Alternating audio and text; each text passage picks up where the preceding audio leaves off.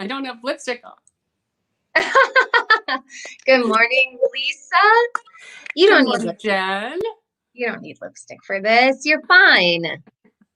Welcome to the Morning Muffin Show, your morning carbo load of real estate. Hello out there, beautiful world. Today is Tuesday, so we call it Town Hall Tuesday, and we like to talk about different towns, things that are, happening in the beautiful cities around and inside Minneapolis and St. Paul metro area. Yes. Do you want to go first, or do you want me to go first today? How about if you go first today?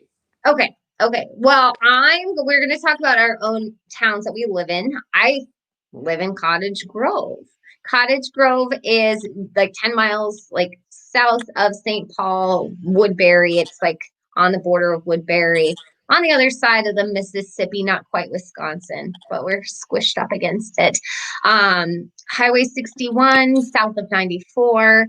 And we have quite a bit. I have another screen up here so I could look at our census data because I love stats and numbers and stuff like that. Okay.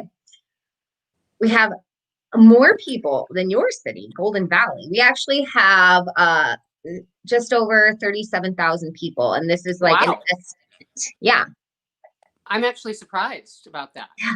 That's a lot of townhomes. I also think that it's a good community. So I think Cottage Grove was kind of in between a bunch of things. There's the Coke plant down on 52, really close. Yeah. And then there's Red Wing Shoes, once again, about a half an hour away. And then there's St. Paul and Woodbury. So it's a big, area to live in for a lot of the commuting time is only about 25 minutes on average for a lot of people to work.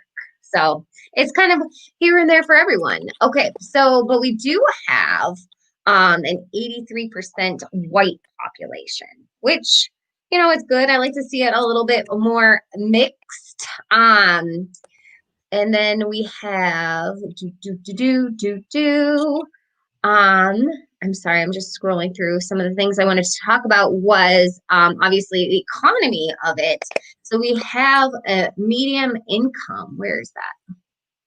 Housing. I'm sorry. It's a lot of numbers to scroll through. There's a lot of numbers in there. The median income is actually, once again, higher than Golden Valley, which is also really surprising at $95,000, which is the median income. That's awesome. And we only have about a 3.7% poverty level. So, which is, still pretty small. There's lots of opportunities for growth here. We can talk about a lot of the things that the city's doing to kind of protect that as well. It's a growing city. So there's a lot of new construction. There's several developments, and I can put some links to it as well. There's not a lot of businesses here, though. There's only about 2,000 businesses here in Cottage Grove. So, yeah. Okay, that's not that many. No, and only about 200 of them are minority owned, and I can't find a page anywhere to link the minority owned businesses so you can go and support them anywhere. So if you guys have a minority business, because we like to be equal equality, please drop it below. There is a lot of chain stores here. There's an Applebee's, McDonald's, Burger King, Hy-Vee, which is a local chain, PetSmart, all that stuff. But yeah, I will link a snap video about what our city has done during COVID. There was they gave out $181,000 to small businesses really? Yeah, so and most of it was done through donations. So I have a link for that video where they kind of share it, and they also did a resurfacing project as well that was underway. And then the last thing I want to talk about, which is what Cottage Grove is really well known for. And let me just say hello to everyone who's watching. Hi, guys. If you guys are watching right now, comment below so we can say hello and give you a shout out. And if you love it, what we're doing, please share it. And if you want a topic, give us a topic. We love topics. Yes, so, okay.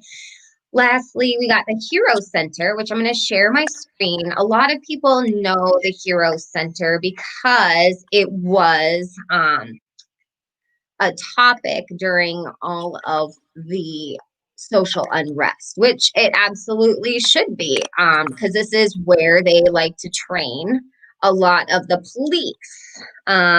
So they train law enforcement, fire services, and EMS workers here at this center in Cottage Grove. And they do have a shooting range, which, you know, is open to the public on weekends as well.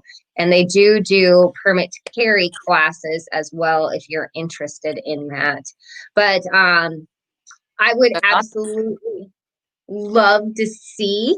Let me just hover over this civilian courses, COVID, public shooting range, about us, government agencies. They don't really have too much. I think it would be interesting, of course, me on my political mind. I really want to see them announce some changes in their training that they've maybe implemented since the social unrest has started, and maybe some of the implicit bias training that I think that needs to happen. You know, this is my own personal opinion. I think a lot of times, you know, when you have a gun, the word shoot is in your mind the whole time. Like it's that trigger. The trigger like is a subconscious loop. Like when I have a piece of cake, I have cake in the house.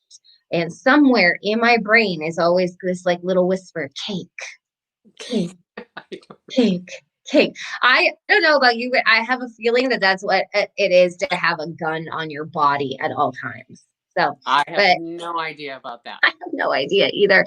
Anyway, we could talk that all day long. If you guys want to have great conversations with me, I would love to have it with you. Please drop a comment below and I will stop sharing my screen. I do have a video that I will drop below in the comments once Lisa starts talking.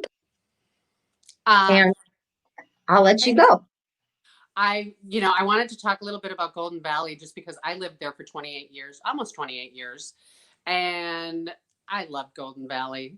It's just a great place. It's a great place to live. And it is just first ring suburb, just on the west side of Minneapolis, of North Minneapolis. Population from 2010 was about 21,000. Who knows what it's going to end up being with the 2020 census. Median house price is about $288,000. I should say that there are definitely multi-million-dollar homes in there as well, and there are homes under that price point as well. And what did we say? The median income is $93,000. So it's substantial. And there goes my dog. I apologize. But one of the things that I found when I was doing some research was about how so many places in the Twin Cities had racially restrictive covenants in their deeds when they purchased a home, and it was to keep white people. It was basically to create white communities. So I want to read this thing, and there's a project called Just Deeds Project, which Jen just put up. But I want to read you the covenant that I found, which is actually quite disturbing. But anyway, it says, no persons of any race other than Caucasian race shall use or occupy any building or any lot, except that this covenant shall not prevent occupancy by domestic servants of a different race domiciled with an owner or tenant. I think it's awful. Anyway, the Just Deeds Project and these covenants started in the Twin Cities around 1910. And a lot of these covenants are still attached to homes and your deeds. So there's a project that was started last year in 2019 that the Minnesota legislature passed a law to allow property owners to renounce the covenants on their properties. So on this website, there is a map, an interactive map. So you can actually see where your home is, and then you can work to get that covenant removed from your deed. I think that would be a great thing. And it's a heat map, yeah. It's yes. And this is totally how we have systematic racism in politics. I mean, Yeah, the house that you own. I mean, this is how it happens. It's ingrained in almost everything. Yeah, it is. You know, and why does it matter? Because it continues to send a message about who's welcome in our community. Absolutely. You know, And and I'm going to go ahead and drop this link. Hold on. Ugh, I accidentally hit start. and oh yeah, we don't want to watch the video. There is a video on here as well. Um, but I think it would be great if we could see some people. I was checking the map. I couldn't quite see if my current home or my other home was on that list, but I'm going to do what I can to try to reverse this in my little world. And I think it would be awesome if other people did that as well. Absolutely. So that's the negative thing about Golden Valley, and like so many other communities. But one of the things I did want to talk about too about Golden Valley is, home to some very great companies. Tenant, General Mills, news stations are on there, part of Golden Valley, and it's just a wonderful place to live. Yeah, let me look. I think there was like a ton of businesses. A ton of what? Businesses? There was, yeah, according to 2012 census data, it was 31,000 or 3,100 businesses. I'm sorry. And minority owned businesses says about 368. So that's pretty good. That's about 10% on average, roughly. I mean, of the population. The only thing that I do notice about Golden Valley, and this is something that we can talk about in correlations and numbers, is that persons living in poverty was 8%. Ooh, that's a high number. It is a high number. It is a really high number, and that's old data. So we have no idea with the pandemic.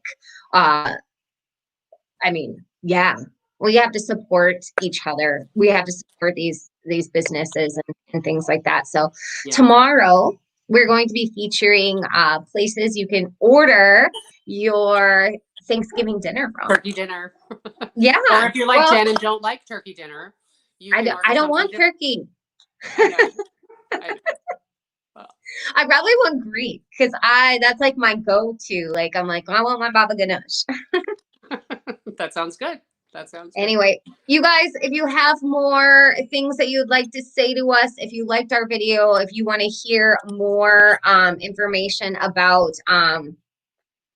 things, comment below, message our inbox, go to our website online, and also write a comment, say something. And yeah, we'll see you tomorrow. Don't forget to get your reminder. Have a great day, everyone. For tomorrow. Bye.